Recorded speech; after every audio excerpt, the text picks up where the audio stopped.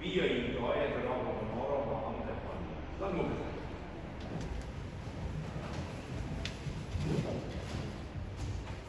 پدر بخش، من انسان شکسته دل و پاک و نزد تو و همه گناهان و شرارت خود اعتراف می‌کنم. گناهانی که در پندار و کردار و گفتار مرتکب شده‌ام و تو را بدین وسیله به خشم آماده‌ام و مستحق جزای تو در این زمان و آن زمان می‌باشم. ولی من مطمئن از گناهان خود پشیمان هستم و توبه می‌کنم به خاطر رحمت بی‌سبب تو با جهت سرد کشیدن و مردن عیسی مسیح پسر محبوب تو استدعا می‌کنم که به من انسان محتاج و آلود دامن کریم و رحیم باشی و تمام گناهان ما را بیامرزی و برای بهبودی من روح نیرومندت را ببخشی. به حضور خداوند پادوس از یک کسانی که خواهان دریافت بخشش خداوند هستند سؤال می‌کنم: آیا تو هم ایمان داری که بخششی که من به تو می‌دهم همان بخشش خداوند است؟ اگر این طور است بگو بله. و قدرتی که در فرمان خداوند است، همان فرمانی که به کلیساهایش داد به عنوان خادم و کلام خدا شما را از تمامی گناهانتان آزاد می‌کنم. بیایید و بخشش خداوند را دریافت کنید.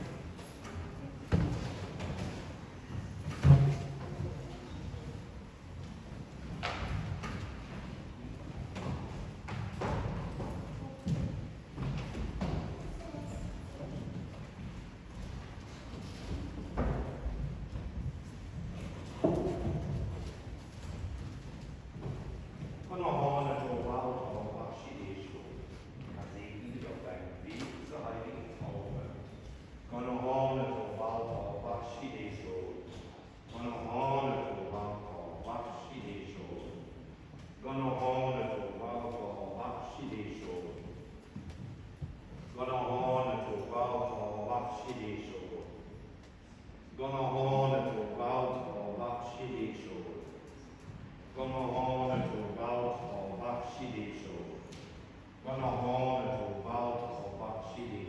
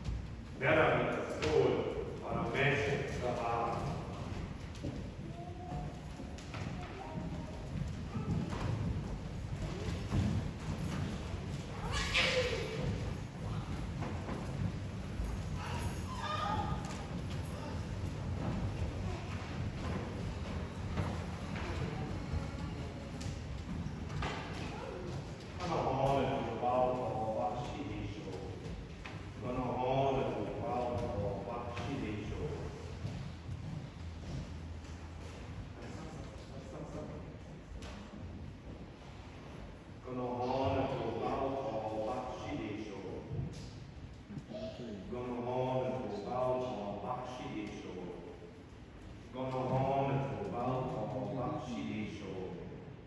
گناهان تو بخشیده شد. در نام خداوند پدر، پسر و روح قدس.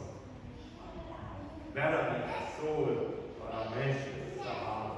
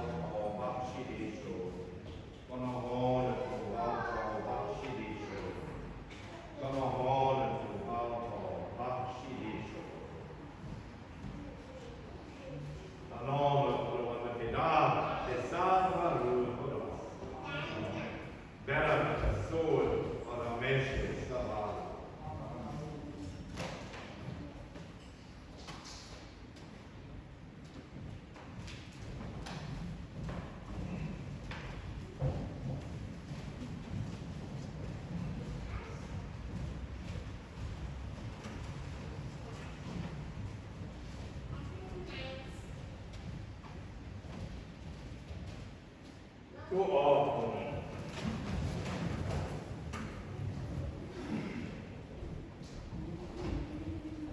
ای جان من خداوند را متبارک بکن و حافظ در درون منم نام قدوس او را متبارک کنم. ای جان من خداوند را متبارک بکن و هیچ یک از همه انسانهایش را فراموش مکن که همه گناهانت را می‌آموزد و همه بیماری‌هایت را شفا می‌بخشد که حیات تو را عافیت هدیه می‌دهد و تاج محبت و رحمت را بر سرت می‌نهد که جان تو را به چیزهای نیکو سیر می‌کند تا همچنان پاک جوانی تو تازه شود و اندازه‌ای که مشرق از مغرب دور است و همان اندازه نیز ناخوان‌های ما را از ما دور کرده است. عزت بر پدر و پسر و روح القدس باد همانطور که در آغاز بوده هست و برای همیشه خواهد بود از ازل تا ابد.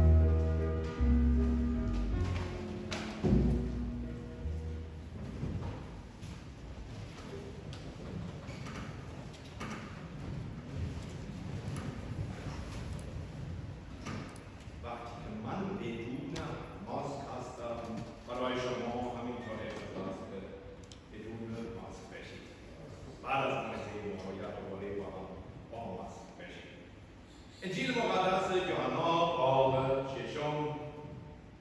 چندی بعد عیسی با آن سوی دریاچه جلیل که همان دریاچه تیبریاس رفت. گروهی بسیار از پی او روانه شدند، زیرا آیاتی را که با شفای بیماران به ظهور می‌رسانید دیده بودند. پس عیسی به تپه‌ای برآمد و با شاگردان خود در آنجا بنشست. عید پسح نزدیک بود. چون عیسی نگریست و دید گروهی بسیار به سویش میآیند. فیلیپوس را گفت از کجا نان بخریم تا اینها بخورند؟ این را گفت تا او را بیازماید، زیرا خود نیک میدانست چه خواهد کرد. فیلیپوس پاسخ داد 200 دینار نان نیست که بایدشان نمی‌کند، حتی اگر هر یک فقط اندکی بخورد. یکی دیگر از شاگردان نام اندریاس که برادرش همون پتروس بود گفت پسرکی اینجاست که 5 نان جو و 2 ماهی دارد، اما این کجا این گروه را کفایت می‌کند؟ عیسی گفت مردم را بنشانید. در آنجا سبزه بسیار بود. از ایشان که نزدیک 5000 مرد بودند نشستند. آنگاه عیسی نانها را برگرفت و پس از شکرگزاری میان نشستگان تقسیم کرد و ماهی‌ها را نیز به قدری که خواستند. چون سیر شدند به شاگردان گفت پاره‌های باقی مانده را جمع کنید تا چیزی اندر نرود. پس آنها را جمع کردند و از پاره‌های باقی مانده آن 5 نان جو که جماعت خورده بودند 12 سبد بار شد. مردم با دیدن این آیت که از عیسی به ظهور رسید گفتند به راستی که او همان پیامبر است که می‌باید به جهان بیاید. عیسی چون دریافت که قصد دارند او را برگرفته به زور پادشاه کنند، آنجا را ترک گفت و بار دیگر تنها به کوه رفت.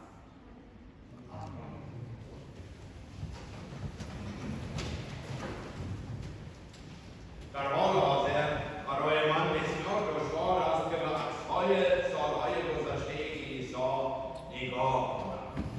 بله، برای من دردناک است که ببینم کلیسای ما قبل از 2 سال پیش چطور به نظر می‌رسید.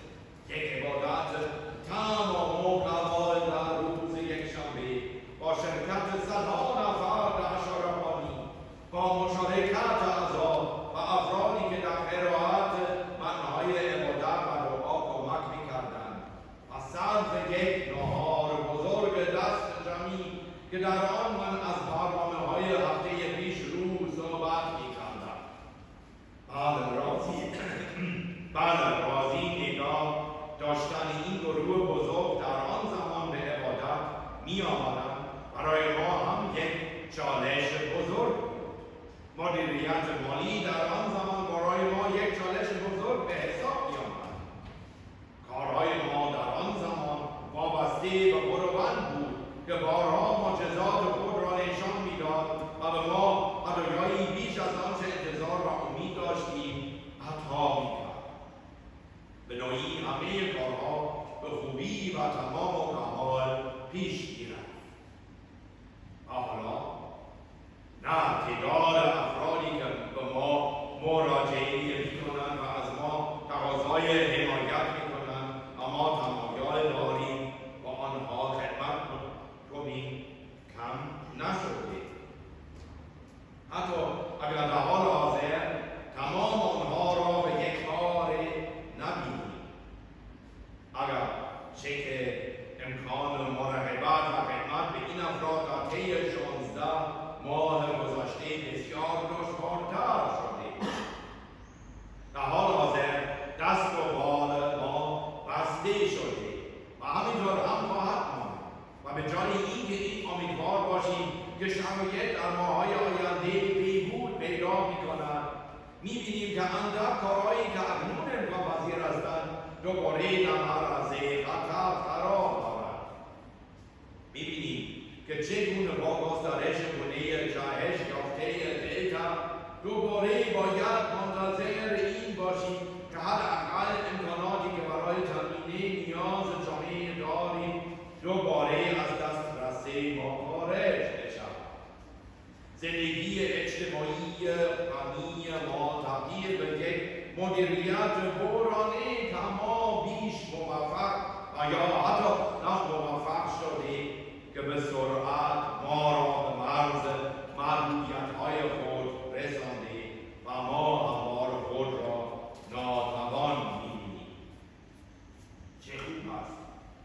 انجیل مقدس در این یک شنبه ما را به تغییر دادن دیدگاهمان ساخت می‌دهد و به ما کمک می‌کند که آنچه را که در کلیسای ما اتفاق می‌افتاد از منظر دیگری نگاه کنیم.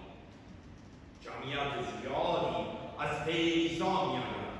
منظره‌ای که برای مدتی مدید در کلیسای ما برای ما آشنا بود. عیسی آنها را صدا نکرده بود. پرشان به سادگی آماده بودند. این هم برای ما آشنا بوده و هست. اما اکنون آنجا هستند و برای عیسی روشن است که باید کاری انجام شود. مردم به غذا نیاز دارند. این نکته حیرت انگیز است که انجیل مقدس یوحنا گزارشی مبنی بر اینکه مردم گرسنه بودند نمی‌دهد. آنها تنها به نزد عیسی رفته بودند، اما عیسی آنچه را که این افراد نیاز دارند بهتر از خودشان می‌داند. اما عیسی بلافاصله شروع به سیر کردن این افراد نمی‌کند. ابتدا اجازه می‌دهد که شاگردانش به صراحت درماندگی خود را بیان کنند. اول از همین با فیلیپوس صحبت می‌کند. برای سیر کردن این افراد از کجا نام تهیه کنیم؟ و فیلیپوس می‌گوید تمام ذخیره غذایی ما برای این افراد کافی نیست. حتی اگر که در جایی نانوایی باشد که به سرعت برای 5,000 نفر نان تهیه کند.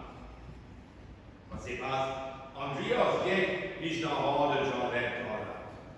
پسری 5 نان جو و 2 ماهی به همراه دارد. اما بعد آندریاس بلافاصله نظر واقعی بینانه خود را میگوید. اما این کجا این گروه را کفایت میکند؟ اما دقیقا در جایی که شاگردان تسلیم میشوند، در جایی که میفهمند توانایی تامین غذای این افراد را ندارد، عیسی تازه دست به کار میشود. او کنترل شرایط را به دست میگیرد، مردم را مینشاند و بعد این مقدار مسخره و ناچیزی 5 کاس نان جو و 2 ماهی را گرفته و بر آنها دعای شکرگزاری می‌کند و آنها را تقسیم می‌کند.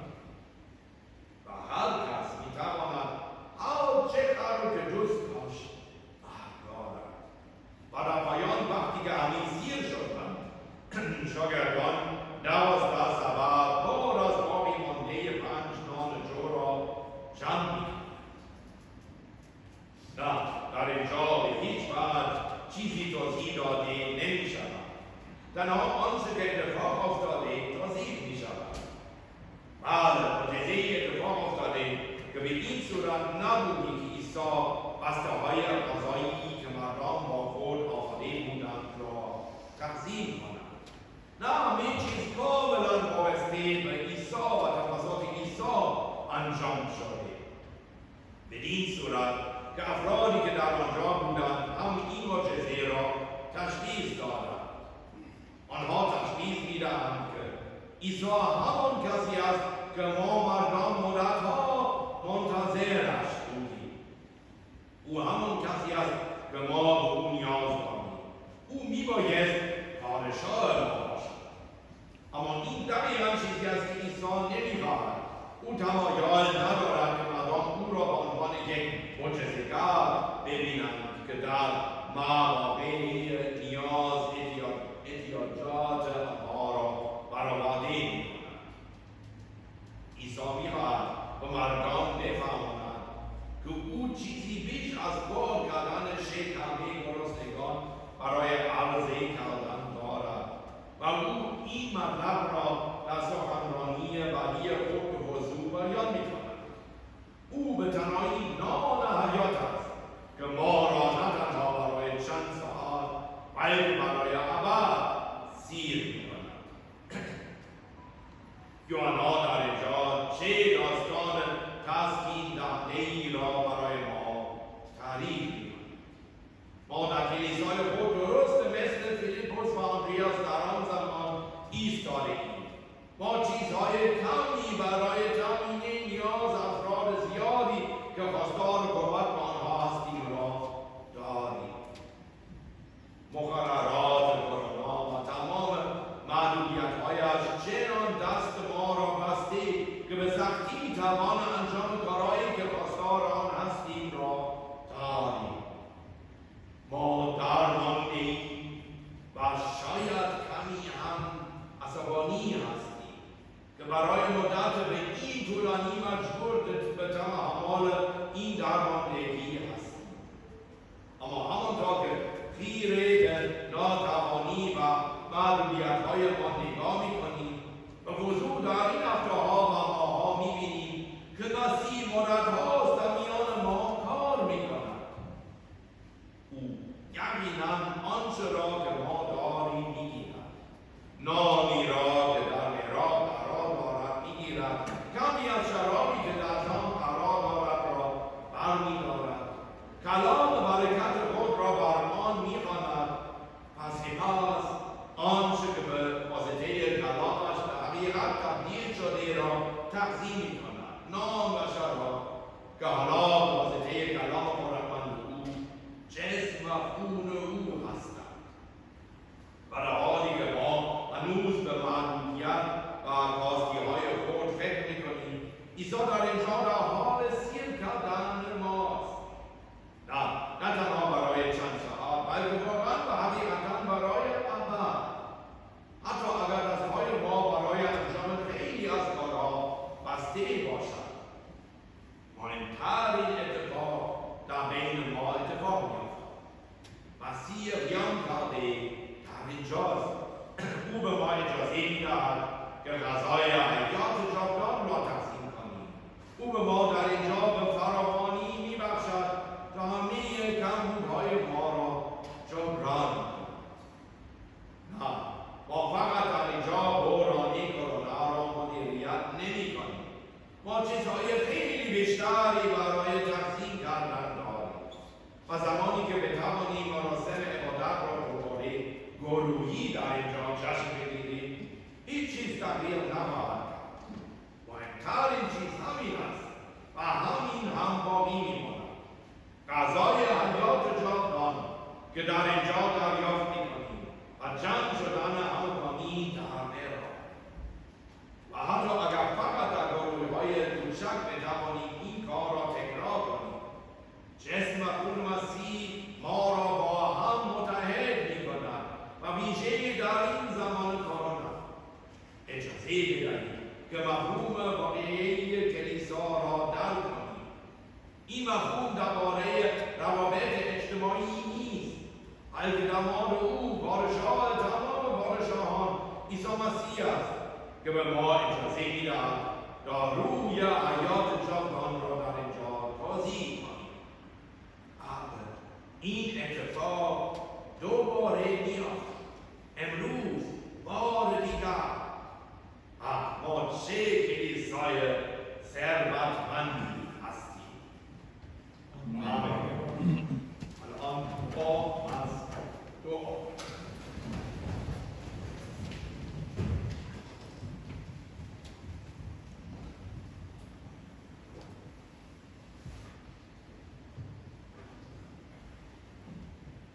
من ایمان دارم خدای پدر، مادر مادر آسمان و زمین و به پسر یگانه خداوند ما عیسی مسیح که به واسطه روح القدس در دهن قرار گرفت و از مریم واقعی متولد شد و در حکومت پنتیوس پیلاطوس قدم کشید و مصلوب شد و مرد و مدفون گردید و با عالم اعمال بزرگ کرد و در روز سوم از مردگان برخاست به آسمان صعود و به دست راست خدای پدر مادر مطلق نشسته است و از آنجا بالا تا زندگان و مردگان را رهایی نماید. و من ایمان دارم به روح القدس و به کلیسای مقدس جامعه مسیحی به شرکت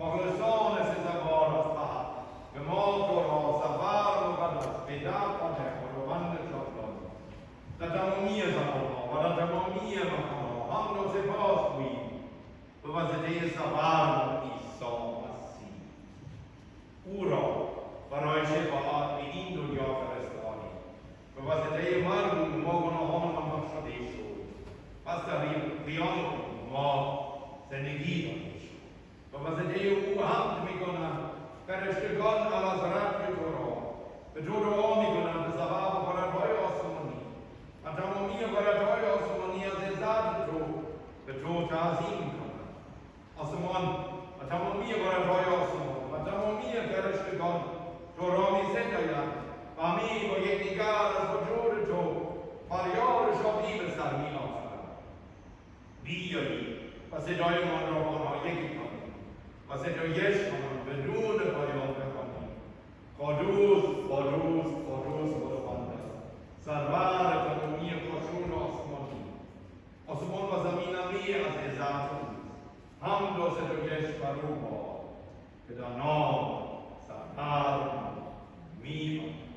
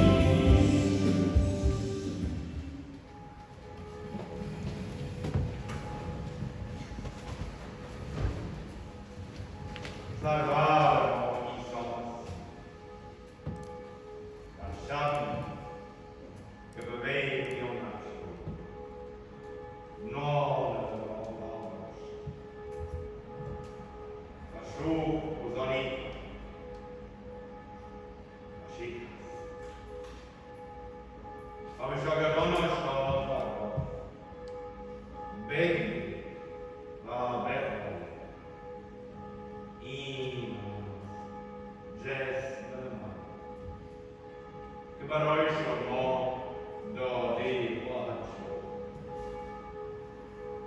این را انجام دهید و من با شما باشم.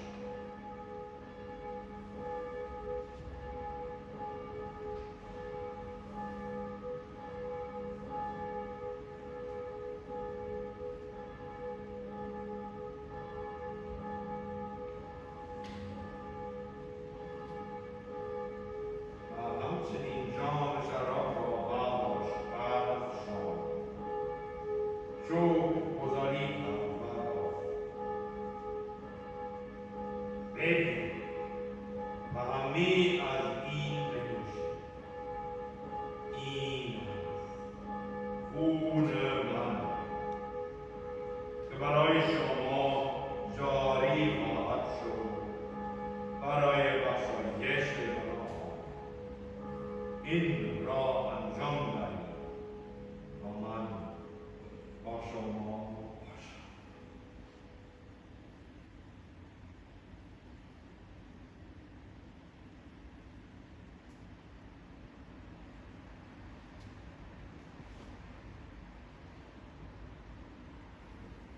راز ایمان مرگ تو را ای خداوند اعلام می‌کنم قیام تو را هم می‌گوییم تا زمانی که تو را جلال باز ای پدر ما که در آسمان مقدس باد نام تو ملکوت تو اراده تو آنچنان که